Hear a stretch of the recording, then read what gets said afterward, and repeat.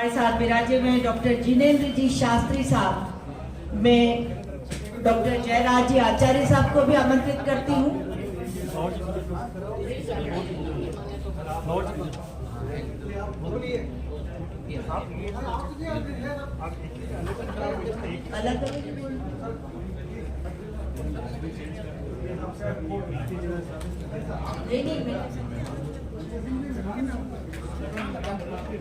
Doctor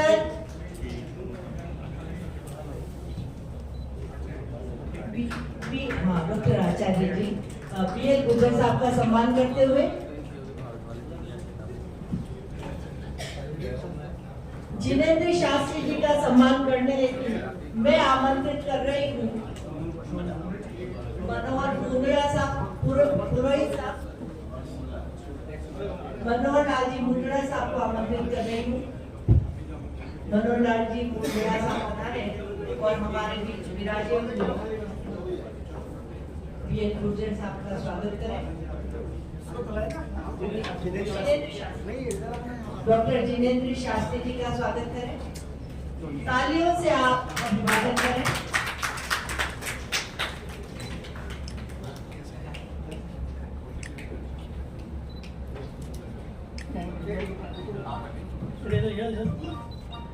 Yes.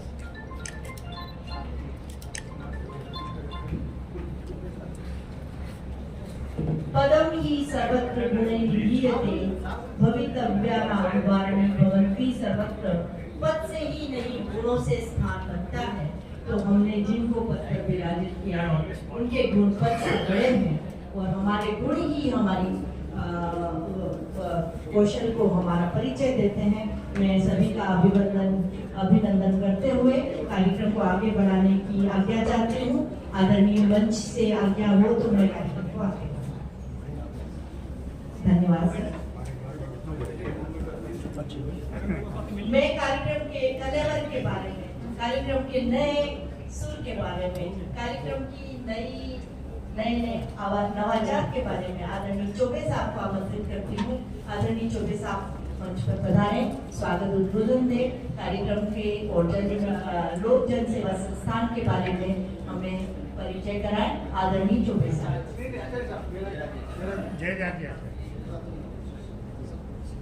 आदरणीय doctor Jayraj जी आचार्य साहब। संस्थान के प्रथम अध्यक्ष जयराज जी आचार्य साहब। स्वागत आचार्य। सम्मानित मंच, अति सम्मानित सदन, आज हम सभी लोक जन सेवा संस्थान एवं पंडित जनार्दन राय नागर राजस्थान विद्यापीठ डीम्ड यूनिवर्सिटी के संयुक्त तत्वाधान में सम्मान समारोह महाराणा भोपाल सिंह जी की 140वीं जयंती के रूप में यहाँ मनाने के लिए उपस्थित हुए हैं। स्वाधीन भारत को मेवाड़ जैसी गौरवशाली रियासत समर्पित कर अखंड राष्ट्र का स्वप्न साकार करने वाले हम सबके अग्रज श्रद्धास्पद महाराज प्रमुख महाराणा भोपाल सिंह जी की 140वीं जयंती के अवसर पर आप सभी को शुभकामनाएं। मेवाड़ में कहा गया है कि जस वर्णन होवे न जटे बात धरती मर जाए, संत सती और सूरमा बेओजल हो जाए। इसी गौरव गाथा के रूप में, इस युक्ति को पूर्ण करने के रूप में हम सभी लोक जन सेवा संस्थान के लोग विगत 15 वर्षों से और उससे पहले मेवाड़ जन के रूप में हम कार्यरत थे और फिर लोक जन के रूप में हमने पुनः इस कार्य को प्रारंभ किया। तत्समय से लगातार महाराज प्रमुख गोपाल सिंह जी की योगदान को, उनके जस को, उनकी कीर्ति को और उनके किए गए कार्यों को हम लोग जन तक पहुंचाने के लिए इस समारोह का सम्मान पूर्वक आयोजित करते हैं। और इस अवसर पर समाज के वे विशिष्ट लोग जिन्होंने मेवाड़ की इस धरा को बचाने के लिए और मेवाड़ की इस धरा की कीर्ति की यश, जैसा कि विधायक महोदय और सांसद प्रत्याशी महोदय जी ने कहा था कि पूरे विश्व में यदि कहीं भी जाए आप और यदि कहे राजस्थान में कहां से आए तो मेवाड़ से आए हैं, उस महाराणा प्रताप प्रातःस्मरणीय महाराणा प्रताप की भूमि की जस का वर्णन कहा नहीं है। ऐसे वीर प्रसूताओं की इस धरा का के ऊपर सूर्यवंशी के रूप में, सूर्यवंशी कुल के अंदर जिसकी जड़ें भगवान श्री राम से जुड़ी हुई है, सिसोदिया वंश हार्द ऋषि के आशीर्वाद से फलीभूत होकर मेवाड़ के दीवान के रूप में यहाँ का शासक भगवान एकलिंगनाथ को माना गया है। एक ऐसी जानकारी है इतिहास के माध्यम से कि जब बप्पा रावल अपनी पूजा में रहते थे और हार्द ऋषि से जब आशीर्वाद मांगा कि मुझे आशीर्वाद दो कि मैं चक्रवर्ती सम्राट बनूं, तो हार्द ऋषि ने जब आसमान से अपने विमान की ओर उड़ रहे थे उस वक्त, तो उन्होंने अपने मुंह से जो पीक निकाला और उसको जिस तरह से का ले प्रसाद मेरा, तो उस वक्त बप्पा रावल एकदम चौंक गए और 2 कदम पीछे खिसक गए। उस 2 कदम पीछे खिसकने से वह जो पीक था वह उनके चरणों में गिर गया, उनके मुंह पर नहीं आ सका। तो उन्होंने कहा तूने क्या किया, अगर तू ये पीक ले लेता तो चक्रवर्ती सम्राट बन जाता, लेकिन अब तेरे को मेवाड़ की धरा का शासक तो तू रहेगा, चरणों में रहेगा तेरा मेवाड़, लेकिन एकलिंगनाथ इसके राजा कहलाएंगे और तू दीवान होगा। उसी परिपाटी से आज तक सारे मेवाड़ के राजा दीवान के रूप में, महाराणा के रूप में इस देश मेवाड़ की धरा के शासक की रहे, जिसके जयंती का हम यहाँ मनाने जा रहे हैं गोपाल सिंह जी की 140वीं जयंती। गोपाल सिंह जी का जन्म 22 फरवरी 1884 को हुआ।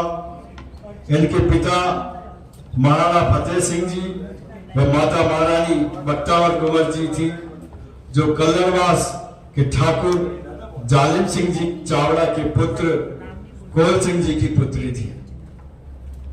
16 वर्ष की आयु में महाराज कुमार गोपाल सिंह जी को रीढ़ की बीमारी से चलना फिरना बंद हो गया और वह लगभग 2 वर्ष तक इस असाध्य रोग के लिए हजारों रुपए खर्च कर यहाँ तक कि तुलादान का भी जो सिस्टम होता था सोने का, उस तुलादान भी किया गया और डॉक्टरों ने, वैद्यों ने मिलकर उनका उपचार किया। वे स्वस्थ तो हुए किंतु पेट से वे अपाहिज से हो गए थे, लेकिन वे विलक्षण बुद्धि और कुशल प्रशासन के रूप में अपनी बुद्धिता के आधार पर महाराणा फतेह सिंह जी ने